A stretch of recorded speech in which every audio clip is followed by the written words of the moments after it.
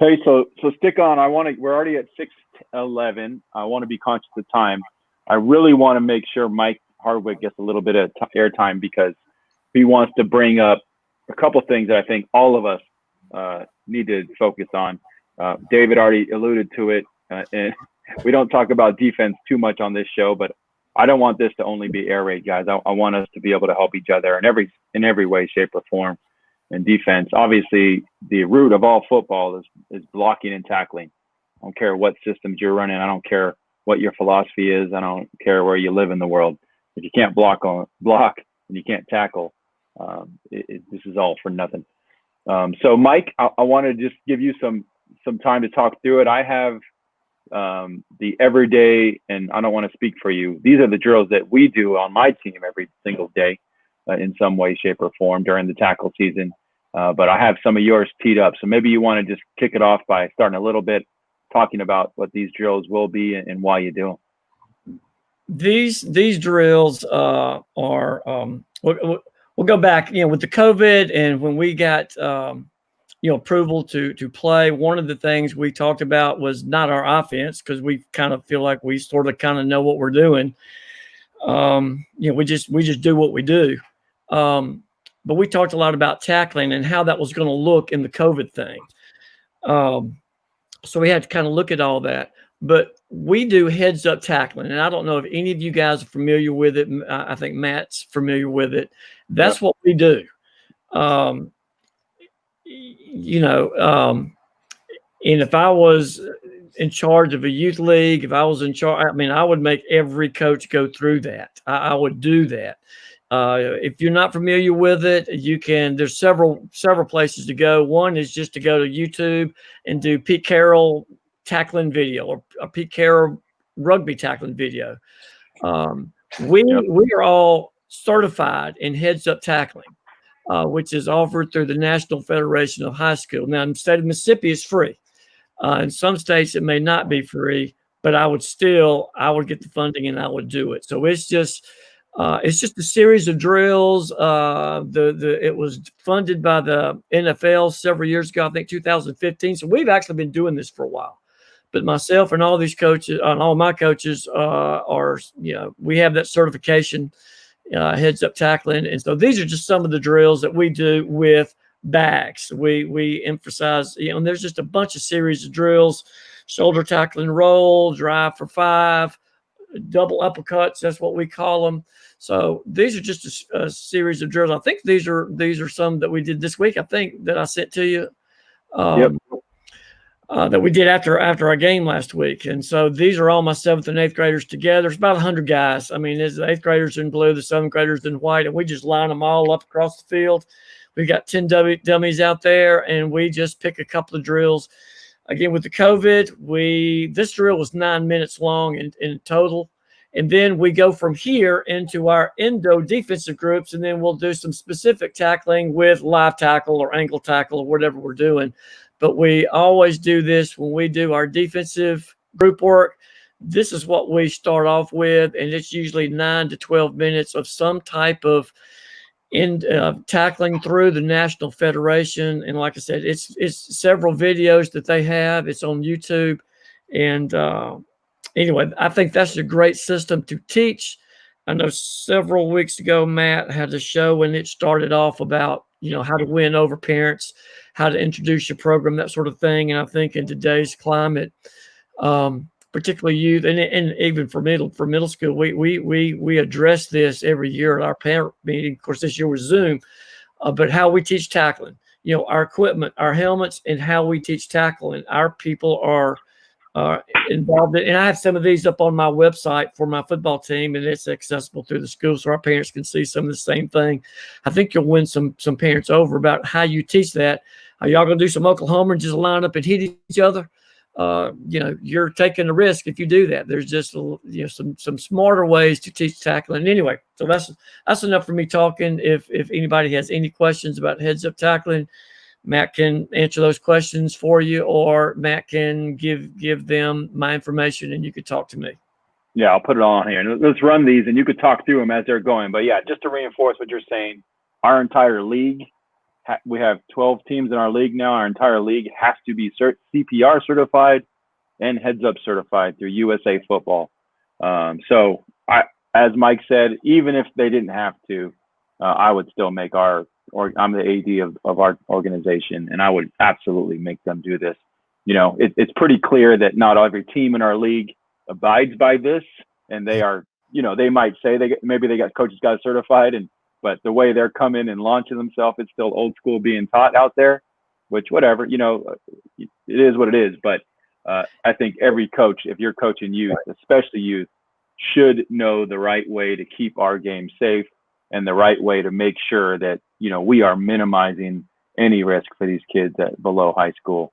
I mean, in high school as well. Also, you'll notice here in Mississippi, and I know each state is different, but each state has something. If you'll notice, we're distance. We're 6 years. I mean, we have placed these bags, at a distance. So that's another thing. If you're going to tackle or do live work, you can't do it in Mississippi. You can't do it for over 15 minutes. So you have to be creative in just about everything you do. So this is just one of the ways that we do it. And like I said, this is all of our guys together. We are practicing doing our double uppercuts, and we're extending out over the bag, and it's part of the tackling, the heads up tackling. I mean, it's simple, but it kind of gets us going. And then once we do these, that's one of my assistant coaches who's doing this drill, and he picks out the we usually do like 3 things every day. And in a second, we're going to do some shoulder tackling rolls or type things that we do. So we'll just run through it. And by the way, I had a coach, and it wasn't my idea, but I'm sure glad he suggested it. Every time we finish warm up, 6:20, 6:18, whatever it was, we'd start practice at 6. We would stop after warm ups, get in these very similar lines, and just do these drills every offensive day and defensive day, just for about 6 minutes total. They do it on each other's body. So we didn't have to bring bags and lug them around, and this was pre-COVID. But I mean, literally every day they just did these same drills on each other, rolling, wrapping, throwing uppercuts, and it's one of those things where it's just like catching a ball, guys. You're not going to be a good tackling team unless you put the reps in. Right. And yeah, I'd be interested to know, you guys, if you just chat in here or just type in if you're familiar with this. If it is, we can just move on. If you're not familiar with it, I think it's really something youth and middle schools needs to take a look at. I think it'll help you in your tackling. 100%. And again, keeping the head out. Walk tackle, the drive for 5. Yeah, we do all that. Love it. I love it. And that hawk tackle is not always natural to these kids. It's not unless you're really going with full momentum and your body takes you over, you got to actually focus on seeing that kid can do it good. You could tell he knows how to do it. But a lot of these other kids, they roll the wrong way. They don't use their body momentum. It's just one of those things that's, they got to do it. You just got to do it. Same thing as catching a ball or anything else. Now, if Coach Salas says that he likes it, then I can go tonight. If he gives a thumbs up, then I'm a happy man. Yeah, we're good to go. Do y'all do that? And do you do that, or is that something y'all do in North Carolina? I'd be interested to know. Yeah, is it heads up or what? Yeah, we're definitely cool. Heads up. We're definitely heads up. I know for Pop Warner, everybody has to be heads up certified. So all the coaches, staff there, but in middle school, we don't necessarily have to, but I try to push it on my coaches if we can. So, yeah. But it's cool. It seems like a lot of people are. So those are repetitive. That's just a way we teach it. And like I said, we go, like Matt said, we go from these, and then we'll do live work after that. But that's just sort of I introduced. And you're right. We've been doing that for the last couple of weeks. We've been doing it every day at practice. So we try to do it between 9 and 12 minutes. That coach that was running it there, I mean, he's got it on a stopwatch. So that's after stretches or whatever our endo group work is, we'll come and do that. And then that's the first that we do at practice. Beautiful. Coach says he does it almost the same. I'm extremely pleased. Absolutely. Good. I'm glad everyone's doing it. And without helmets, Todd, that's huge, man. Without helmets is even better because it teaches them. You better keep your head out of this. That's actually interesting. One of the first studies the NFL did, I think it was New Hampshire, because I read the study. they were funded by the NFL, 2014, 2015, and they're like NAI or something like that, but they're like national champions over there, or Vermont or something like that. And that's how they do their circuit. And they did the heart monitors, and they did the monitors where they did stuff on their head to do the impact. And that's how they did their 20. They did it 20 minutes every day, and that's how they all did it was without helmets. Now I don't think that's good for youth and middle school to do that. You got to be able to control yourself. Yeah, that's right. But anyway, some people do that, and anyway, and there's some information literature out there on that. Yeah, it's interesting psychology behind it. My son started playing rugby. It's really taken off here the last couple of years in our town. And most of those people, I don't know if you guys watch rugby, but there's always like 3 people on a team that have the soft helmets. And the coaches actually discourage it because it gives you a false sense of protection. And kids will start dipping their heads once they feel like they got a helmet on. So it's interesting psychology behind it. But either way, guys, as long as you guys got them rapping and rolling, that's good, and throwing it. Okay, cool. So let's move the defensive discussion forward. Okay, so this next segment is going to be a precursor to a future show where we talk about how, as offensive coordinators in the air raid, and Coach Salas, we want you to be a part of the panel when we do that, how to attack a 3-3-5. But today I want to set the table because Mike Hardwick and David Hunter, and I don't know, maybe Facil, I'm not even sure what defense you guys usually run, but those two actually run the 3-3-5 as a part of their package this year currently. So I wanted to learn more, just like what it is, what type of players are at these positions, why you would use it versus something else. And then once we can set the table for that today, then we can do a show in next week or the week after where it's like, okay, now we know what the 3-3-5 is. Now, how do we attack it? Because I keep hearing across the country, you're seeing it. I'm not seeing it, but I'm sure at some point the Bay Area will catch up and people will start getting sick of us, throwing quick screens until they bleed. Right, Coach Salas? So Mike, I got your screen share going here, and I just switched the tabs, and you're good to go. Oh my goodness! I hope I'm still with you after this. You did it. Nailed it. I even got Lasker's name up here. He liked it. I love it. Yeah. Play software. This came to me a couple weeks ago. I've been talking about. I think, and again, Matt's content. Somebody a couple weeks ago or a week or two ago posted that they were seeing it in youth, and I was just blown away. And a bunch of people responded to that post, and I was kind of blown away. I think Matt was, and we started texting like we do sometimes. And that's kind of where I got the idea, because we do that, and I was just blown away that some youth teams are doing that. Yep. I'm not a defensive guy. I'm a little intimidated. Coach Salas is here, Coach Fiesel, high school guys, but we do that. We're known for that in our high school. So I'm going to pull this up. Basic diagram. I'm going to get where I can edit, maybe move some people around.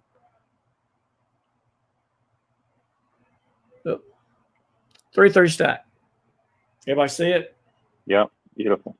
I mean, basic 3-3 stack out of doubles. I'll just go over briefly some of the things about it, and please correct me if I'm incorrect. If you're unfamiliar with the defense, all right, the nose is basically the way we teach it, unless you want to shade or slant. The nose blows up the center. He goes forward. He wants to get some ground upfield to let the mic operate. Defensive ends, tackles, whatever you want to call those, this is where it gets tricky. Defensive ends, defensive tackles, if you want to teach the base defense, those guys are 2 gappers. They're reading their guys, 2 gappers. If they block down, of course, they got to keep off the mic, but also they got to keep them off the linebacker. So if you're teaching it in its pure form, they're 2 gappers, which is hard to do. Are you guys teaching that at that level? We tried to last year. It's hard. And this is what you get. So this is what you normally get, because that is hard. Yeah, it is. You mainly get pinching here, or you get where I'm going to attack with my outside shoulder. You're responsible for the B gap. In other words, if he blocks down, you make sure you block down with him. Mm-hmm. So that takes some time to work on defensively, but that also takes some time to learn how to block that again. The Mike backer, he basically, the way we teach low beams, high beams. He's not really reading guards. He looking over the guards to the back. He is mirroring the back. If the back goes flat, he goes flat. If the back comes forward, he comes forward. That's just a crash course in the Mike linebacker. Of course, and we say high. And another thing that we talk about for this linebacker is if it's cloudy or clear. So anyway, if this back were to go forward over here, crossing the face, if he were to go forward, crossing the face, then he's going to go forward. Of course, the nose is going here. We got a big mush pile right here. And then, so he goes cloudy to clear where it would be a backside cut if that's what you're doing. Anyway, that's a crash course in the Mike linebacker. Stack linebackers, where it gets interesting. Stack linebackers in its purest form are taught to read the guards. That's how we do it, to read the near guard. Okay, so if it's flow away, the lineman were to go studs like that away, then he's going to fill in this B to A gap. Obviously, if it goes this way, then he is reading the outside. So again, that's hard to block. You got this guy here. How are you going to block that on sweep or flow, any of that sort of thing? All right. Pass blocking. That came up today in a post. Another good show of how to pass block. Some people were saying we're having pass blocking. Sort of depends on the pass blocking, if you're going to be a slide guy or if you're going to be a big guy.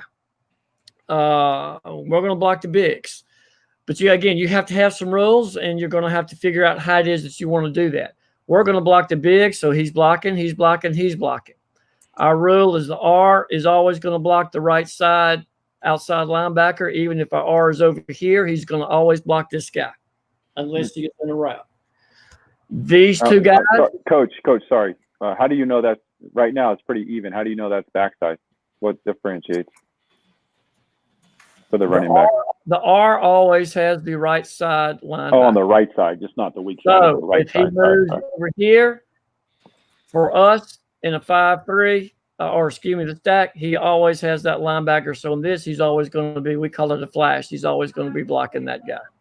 Gotcha. Okay. All right.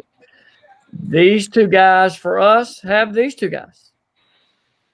He's a big. So unless he walks up on the line, the Mike is this guard. So he's got to get off the line of scrimmage. That's the way we teach it. You two guys have these two guys. And the way we teach this, you two guys have these two guys. He's got a big, so unless he walks up on the line, this guard has got that linebacker. And I'm not trying to tell you again that this way is right. You can slide protect and everybody step to the right or step to the left. There's a lot of different ways, but you have to have a way to protect because, yes, probably what's going to happen, this guy's coming here, this guy's coming here, this guy's coming here, and this guy's coming here. That's what a lot of people do in the youth. They're just going to stunt those guys. Yeah. Okay. Any questions? So far, so good. Philosophy-wise, before we get here, what would make you go 3-3-5 versus 4-4? What's your reasoning behind switching to this? Is it personnel? Sounded like David did it because of personnel. He just had more linebacker DB types than D linemen. I mean, what's your thought process behind doing this versus a more typical defense? The first honest answer is that's what our high school does. That's what we're kind of known for. Good. That's Yeah. what we do. But number two, this run properly gives this is about the only thing. You give me a forefront in middle school and I'm going to toast it. I hate to be like that. I mean, you're air raid coach.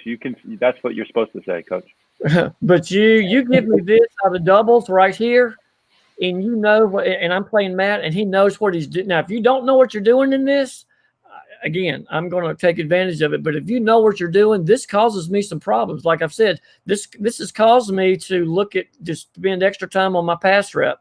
This is extra time. I've got to get reps with my R to making sure, hey, even if you're over here, you've got this guy now. You know you do that. So this is causing us some problems. Pass drops, just a basic cover 3. We're going to the outside of the numbers. We're going to the hash.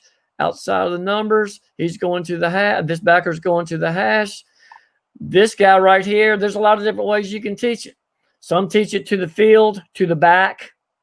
We're going to teach it. You're going to go straight back 8 to 10 yards, and you're going to mirror the quarterback. In fact, we played a 3-3 team this week that actually intercepted us on a stick, believe it or not, that he did that. Because he read the quarterback's eyes, and he drifted on just like that. So that's sort of a new thing is you're just drifting back, and you're going to look at the quarterback's eyes. If he's looking over here, then he's going to go over there. That's interesting. And that's kind of how we've done it. Of course, most people are going to go to the field. You're going to go to the field, or a lot of air raid guys, Michael Backer, you're going to go to the side of the back. If I put the back over here, then he's going to go over here to the curl zone. Okay. So you've got some choices. You've got some choices there, or you can change it every week depending on, the strength of your team. Yeah. And so these two new, the two backers on the outside, they're basically overhang defenders now. Those are true linebackers, or they're DBs, or they're whatever you want them to be, or I think they're whoever you want. They're your edge setters. They're two of your better players. They're going to be typically tall, lanky, wiry guys that can cover ground. So they're linebacker. They're like your split floor pluggers. They're sort of that same guy. Got it. Coach, Love it. So on our overhangs, what we do, and I'm saying we because the other coach put this in, the defensive coordinator, but he'll call them linebackers or he'll call them safeties, depending on what the kid needs to hear. So he said he's changed it up in the past. He said, sometimes I tell them we run a 3-3-5 because they want to be DBs, but they'll come up and hit. And if I call them a linebacker, they start playing different. And I was like, that kind of makes sense when you think about the psychology of a kid, because a 3-5-3 or a 3-3-5 really is the same thing. But he's had some kids I got to call them a safety because that makes them think I got to play pass, and some kids I need them to think I got to come hit. And so that's out of time. For us, that guy is called our stud. That's our stud backer. That's what we call him, the stud backer, and that's what happens from week to week, depending on and I'm talking more of high school. The stud backer, he may be all over the field, so that's what you have.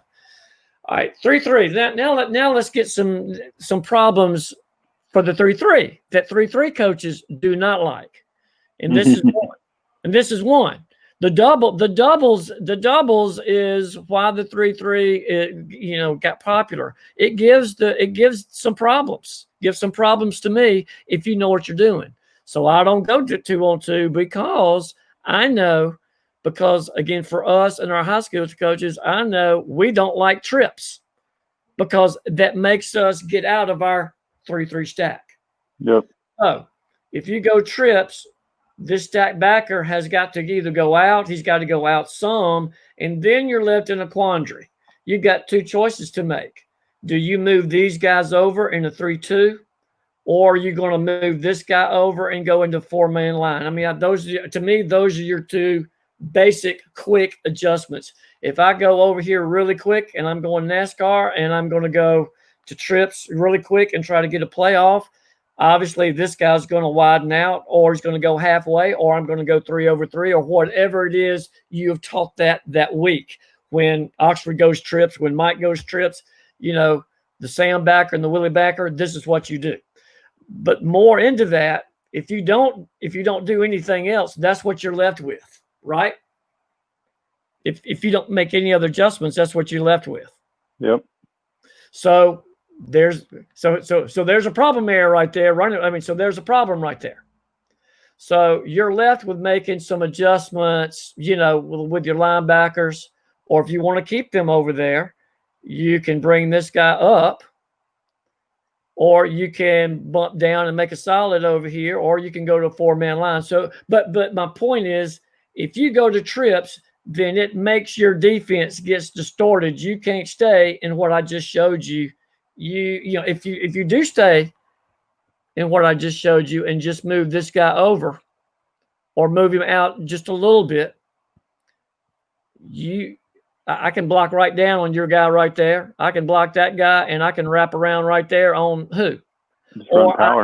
Or I can run my stick play, or I can run my dart play, and who's got that? So this causes some problems for the 3-3. And take it from me as a 3-3 coach, and talking to in preparation tonight, I asked our defense coordinator, what do you not like? They don't like trips. So there you go. So that's one thing. Any questions before we move on? No, Coach Ross is chiming in, running away from and yeah, I was seeing same thing as you, Coach Ross. If he shifts those two linebackers more toward the middle, I'm running that GT away from the trips, and you got numbers back there. That's exactly right. That's nice and toasty. Hey, Coach, on your 3-3 stack, when you see trips, and you may have said this, and I might have missed it. Do you leave the middle and the other linebacker still stacked, or do you shift them over? What's your answer on that? We're going into a 3. Let me call back up. Yeah, I should have done that. Okay, take just a second for it to load up. Yeah, you're not going to leave it all unbalanced like that. I know you. No. But the team we played Tuesday did. Really? Team we played Tuesday did. But no, for us, we're going to go 3-over-2. We're going to put these guys in the big out. Yeah, that's what we're going to do. What do you do with your backside backer? Does he have a rule in trips? Is he free to blitz, or do you let him just stay in space? We're going to call it. He's going to do what he does normally unless we call it. Okay. All right. But that's an interesting question, and I'll get to that in just a second. Let me give you a secret. You heard it from me first. I'm going to give you a secret.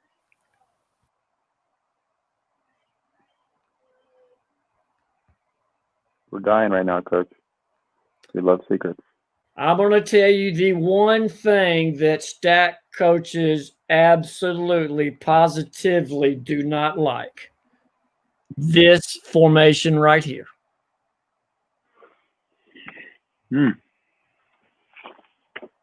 There's a tight end on the line. All right. So somebody asked me. Go ahead. Somebody asked me. Yeah, why? Thank you. All right. He's off the line of scrimmage. I put him as a sniffer back. He can go back into the stack. Yeah. It doesn't distort my defense. If I go on the line of scrimmage, again, I can't have it. I can't have that back there, can I? He's got to go. I don't think there's another adjustment you can do. He's got to go right here. He's got to go have leverage, yeah. Right, and these guys, either head up or he's got to go outside. We put him outside, again, because he's a step backer. He's a quicker, faster guy. He is not used to being up here on the line of scrimmage, and we don't really want him up there, so we're going to try to put him outside shade and try to protect him as much as possible. And then we've gone 3-over-2, but then you're going to have to make those adjustments. If this guy's off the line, you don't have to make those adjustments. You can stay in the stack if you want to. It's only if you go to the line of scrimmage that you got to, again, distort the defense. And I'm going to tell you, for my defensive coordinator, again, we just won the state championship in 6A football in Mississippi. And my defensive coordinator, who was also the old defensive coordinator before he retired, basically, they do not like trips over with the tight end on the line. That's okay. We know how to do that. It distorts our defense, but we know how to do that. But if he goes there, Coach Matt, what was the play? And so I'm setting you up, Coach Matt. What was your video play today or this week that you posted? The video I posted? That you posted for your team. Didn't you post on your video playbook? Oh, yeah, I guess I did. I did cross and mesh this week, but you're talking about cross. Look at this right there. Look at that right there. Because he's probably going to come over. Look, there's you got under Sam, over Mike. He can go vert. He can go over here. He can go wherever you want. Bring this guy down here or coming over across. So there you go right there. Stack guys do not like this formation right here. Yeah, you could go cross. You can go shallow or drive. I guess it would be at a 3x1. I love that. There's your mesh. Put this guy over here. There's your mesh. There's your mesh. Do that right there. That takes him out. Look at that right there. Yeah, mesh wheel. That's so, take it from Mikey. You can tell me when you do a stack guy, put a tight end in. You still run your same stuff. You can still run your stick. You can run your stick with that guy. Run your stick with that guy.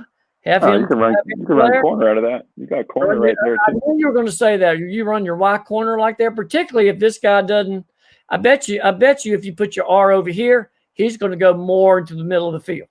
Okay, and if he does, then there you go. Yeah, I mean, you could run 6 out of this right now, just right here, and you're still on home runs. So anyway, you can thank me. You can thank me later, but stat coaches will kill me for showing y'all that. But they do not like that right there. I love it. That's beautiful. It's a good thing. David, you do anything different? You do anything different with your 3-3-5-3, or if it's a 3-5-3-3-5? I don't know, whatever you call it. Yeah. So we have yet to play a team that passes with a tight end, or if they do, they're in double tight. So you play double tight a little different than you would just play one tight end. I think one tight end actually gives you more fits as a 3-3 stack than a double tight team because you're getting a different offense. But here's your play, Coach Hunter. Put the tight end. I just moved my A over here for. Put your tight end away from this. Oh, you got 2 adjustments here. You can bring the stack over again, keep him out, or what we do, we're just going to bring this guy down. But there's your R flare, because if you can get the seal right there, there's mine and yours favorite play. Yeah. Or you can run a slant off that R flare, run a slant, run a hitch. But anyway, that's how we would do. That's how we would do against that. The only other choice is to bring him down again. So that is actually what we do. We call it base 7, and we basically immediately shift to a 4-2-5 if we get a hand down tight end. Right, that's be what you would do. That you would be coming over. So yeah, that's what we do. We switch to a 4-2-5, and it's just everybody shifts over one gap, and our linebacker becomes a defensive end right there. But again, like I said, we got 2 ways of doing it, but again, you got to distort. You can't stay in your stack to do that. You've got to distort your defense to do that. So anyway, so those are the things of the stack. To me, the stack gives the 2x2 some problems. We'll put it again. I mean, let me ask you something. Let me ask you something, Coach, because I'm not going to face that many passing teams, but I'm looking for new ways, and I think we could do a whole show against how to stop the wedge, because I freaking hate that damn play. But does this defense work against running teams? Like, I'm going to face 80% wing T or just power teams. Is this a good defense for that scenario, or is this really only a defined team that's throwing the ball? Go back to this. What we're getting a bunch of is tight end over. This tight end over. We're getting a lot of this in our league. Tight end over, either in a I formation, or this right here, okay. And they're running power O out of that. They're just trying to spread power, basically. They're running power O, going to block down, crack, block down, kick out, or your GT, your guard pulling or your double pulling. So you're running power O out of that, trying to trying to distort our defense. So we're getting a bunch of that, but that's what we're in. I mean, that looks closely to a 5-2, but what we're going to do is and what most stat coaches also do. If you do anything like this, trips over, or anything like this, or regular trips, most experienced stack people are going to bring pressure right here. So again, if you're a running team, that's fine. You just got to stop them at the point of attack. If you are a passing team, you have to know again what your blocking rules are, because you're like Coach Hunter said. Well, that's what we would do, and we do that a lot. Against if we were playing ourselves, we're going to bring that guy in a little closer, and one of these 2 guys are going to blitz every time. We're going to bring pressure, and that's what most that guys again because this is a problem. So they're not going to sit there and let you throw the ball down the field. But of course, if you get this and can block it, there's that right there. There's your Y cross right there. You just need 3. If you can get 2.5, 3 seconds, he's going to clear right there. Yeah. So again, you've got to be clear on your blocking rules. Who the R is going to block if he comes up, or are you going to turn out and block? So that's the thing. You've got to block this backside if you're in these trips. So the good news is the stack people don't like this side. So what they're going to do is try to get you from the backside. So you just have to again rep it that week and decide what you're going to do that. Right. Get your blocking team right. We predominantly face run-heavy teams, and what we have found that has helped us since we didn't have linemen is that we have yet to play a team that effectively climbs to the second level. So what we end up is 5 offensive linemen blocking 3 defensive linemen, and our 5 faster players free in space. It sometimes becomes more of a bend but don't break kind of thing against a super heavy run team like a option or wing T team, but the football coach that I came over here with, same reason he got me is he was like, I'm a high risk, high reward defense, and I wanted a high risk, high reward offense. And so we blitz someone every play almost. Right. When you get this right here, you get that right there. He should be uncovered. I mean, he should be uncovered, and these guys should be 2 of your better athletes. So your ends have to be pretty stout to do this. I mean, because I'm just nervous.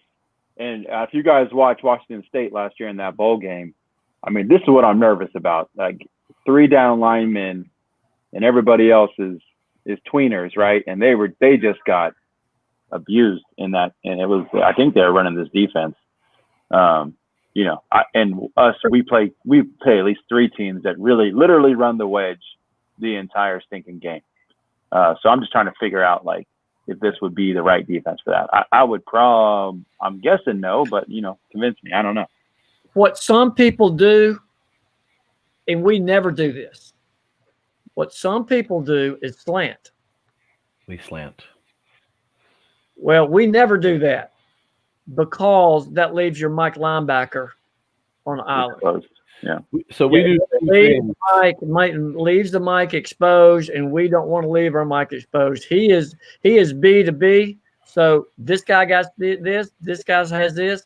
He has B to B again. He's doing the back. He's got to be free. So we don't slant at all because we don't want him taken out of the play at all. So I have one thing I'd like to say here. So if we play a super run heavy team, we do 2 things. We either slant and automatically blitz the backside stud and the stud backer, or we bring our if they're not going to be a spread team, right? They're a wing T style team. We will actually stack our S and our Sam and Will in this situation on the butt, and we let them decide, and we blitz every gap. So we have every gap covered. If they shoot in, they immediately shoot out. And so we're almost like a 5-3, but we stack them. That's been one thing we've done. Mike probably has a reason why they don't do that. But we're also I'm also coaching. I coach against youth coaches. Right. I don't coach against high school coaches. I coach against other dads who aren't as obsessive. Right. So, I see a lot of wing TV. I see a lot of that single wing, that kind of stuff. Especially when we do tournaments and we go out of town and stuff. Our league doesn't run a ton of it, but those are kind of the simple answers we've given to kind of solve that. There's a lot to digest there, and it is not an uncomplicated defense, but that's why I was just shocked that so many guys responded to this guy's post over a week ago, and I immediately texted Matt. I'm like, y'all see a bunch of 3-3? And he said no, but I mean, a lot of people responded to that post. I was just, I think that's just the flavor of the month. And you're right. A lot of these guys don't know, and that's why I wanted to just basically go over how you're supposed to teach it. But you're right. What a lot of guys do is, here I come, here I come, here I come, here I come. They might get you on some plays, but we're gonna toast that. But we are a team, not a running team, and that so. But anyway, that's just a quick tutorial. As terrible as it is against spread, you're right. I should have drawn up some running formations. I just didn't think about it today. No. This was perfect, man. I'm just trying to think of it from a defensive standpoint. Yeah, Right. in my purposes, we go 5-3. Typically, our answer is 5-3, but honestly, the higher we've gone up in levels, and now last year was 14U. That 5-3, I don't know if that's the answer to stopping the wedge either. So I'm looking. I'm looking for anything that can help me, because it's just like at some point, if someone does that for a whole first half, you can stop them for the whole first half, but at some point the gully's gonna break. Yeah, and we get that too. People try to ball control and keep it away from us, so we get that. We get that over. And so, like I said, for us, we get a lot of the tight end over, and they're just going to run a power O over there time and time and time again. And you're right, So you got, if they're going to put all their people on the right side, then you got to put your people on the right side. Yeah, it's Exactly. it's boring, and you're not teaching your kids anything. And I hate that, but that's just kind of where you are. Yeah, anyway, exactly. There you go. Well, good. We're going to follow this show up with some actual real content about what plays work well against the 3-3-5 in our air raid, why you would run it a certain way. I'm sure that Y corner will probably turn into more of a different type of look, and the corner route, just like you would. It's a little different against two high safeties. So I'd really like to get into that. For it actually working tonight. Aren't you proud of me? Yes. Look at you. We didn't even have one technology hiccup. And you touched your screen multiple times, so I really appreciate it. All right, cool. Anybody want to say anything else? We've been on almost 2 hours. I don't want to keep you guys on too much longer. Cecile, we haven't checked in with you, man. You did some 7-on-7 this week? Yeah, man. We had I had 8 games today. Sorry, I had 8 games today. We had 2 games yesterday. So my younger team, the 12 and 14U, played yesterday, and then we had 15U that played today. So it's been a long day, man. Been a long day, man. How many of those teams are you trying to coach it? Oh, dude, I have 4. I'm trying to be more like the CEO now, trying to give some people some teams, let them make the calls and put the system in, and y'all take it and run with it, man. But no, shout out to my 14U. They put up 75 points yesterday. They was killing it, man. We ran 4 plays the entire game. That was it. What were they? We ran stick, cross, 6. We did that both ways. We needed to work on that, so we got a lot of good work out of that, and we did fade out. So love it. Awesome, stuff, man. Well, that's great. That's great to hear. Good stuff, man. Awesome. David, any parting words of wisdom, buddy? Anything that you got for these guys before we head out? No. I think it was a good lesson. The 3-5-3, I think, is a great defense. I think as air raid guys that we're running an offense that not a lot of other people run. I know not everybody here's air raid, but the other reason that we like the 3-5-3 is now not only do you have to prep for the first passing, you get a week of pure pass prep. Now you got to spend a whole week on a defense you haven't seen either. So you really end up wasting a lot of time with coaches having to prep for you for an offense they never see and a defense they're not used to. And so there's a lot of rules that those kids mess up on. They forget what to do. There's a lot of blown assignments. And we find that that's one of the biggest reasons we switched to it was we wanted to really focus on what could we do that would make a team prepare for it. We onside kick, so they got to spend time covering the onside kick. Like all those little things were like, okay, what can we make them waste time on, and how can we be efficient? Yeah, agreed. 100%. No, that's smart, and the less they can focus on their own plays, the better. So beautiful, man. Coach Mike, great to have you on here on this whole show. I know you're a busy guy, but obviously every Sunday that you're available, we'd love to have you on here. People love hearing from you and bringing up good points. Let's put our heads together and figure out the best plays to run against 3-3-5. I know we're going to ask the group this week if anybody has run a air raid against that defense, because we want them to come on and show film if they have it and talk about their experiences. But I think, Mike, you're a great kind of case study for us, because you've seen it at the high school level as well for some time, and kind of seen what your own school that you're associated with does against these defenses.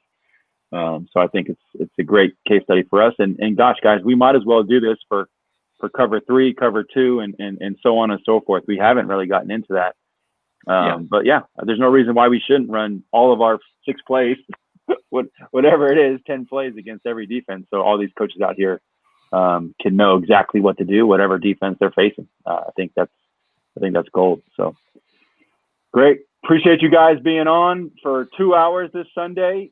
We will get this out to everybody tomorrow on YouTube. And yeah, let's keep it going. And Facebook, guys, we're getting more and more people. We're up over 300 members on that page. And the more people we get, the more conversations are starting. So thank you guys for posting on there.